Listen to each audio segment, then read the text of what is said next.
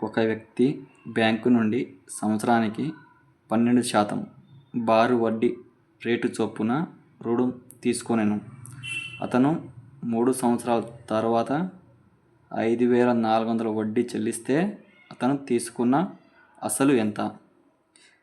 ఇలాంటి టైంలో మనం క్వశ్చన్ అర్థం చేసుకోవాలి క్లారిటీగా. మనం అడిగింది బారు వడ్డీ. ఇప్పుడు మనం తెలుసుకోవాల్సింది అసలు, మొత్తం కాదు.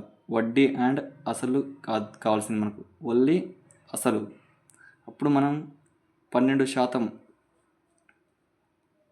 వడ్డీని 12% వడ్డీ రేటుని 3 సంవత్సరాలు అంటే ఎంత వచ్చింది?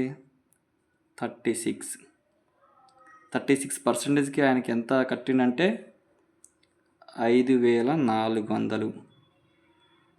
ఇప్పుడు మనకు కావాల్సింది అసలు. మొత్తం అనుకుంటే 36 అండ్ అసలు ఎంత? 100%. 36% రాయాలి. కానీ మనకు కావాల్సిన ఓన్లీ అసలు. అసలు అంటే 100%. మనకి ఇది కావాలి. ఇప్పుడు 36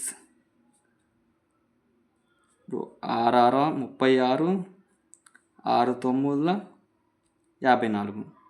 ఇప్పుడు 3 రోళ్ళ 6, 3 3 9, 300. 2 30 15, 150. 150 మనకు 100% కావాలి. 150 ఇంటూ 100%, 15,000 అసలు మనకు కావాల్సింది. Right answer 15,000. దీనికి సింపుల్గా కూడా తెలుసుకోవచ్చు. 36% నువ్వు 5,400 కడితే అప్పుడు మనకు 2,000 అనేది ఉండదు కదా. 36% అంటే 2,000 కూడా 10,000 కూడా ఉండదు. 36 72%కి ఆడ మనకు 5,000 11,000 పోతుంది చిల్లర, 10,000 చిల్లర. అప్పుడు దీని రెండింటిలోనే ఆన్సర్ ఉంటుంది. అప్పుడు మన 36కి 3 చేస్తే మనకు 15,000 వచ్చేస్తుంది.